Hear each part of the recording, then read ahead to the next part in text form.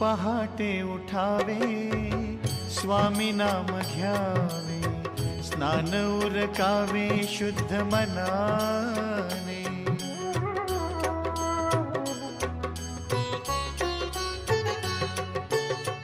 आसनी बसावे एक चित्त व्हावे, पुरी स्वामी मूर्ती साठवावी।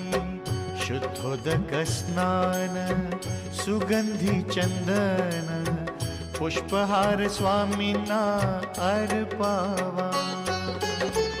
अशी हो करावी नित्य सेवा, नित्य सेवा अशी हो करावी नित्य सेवा।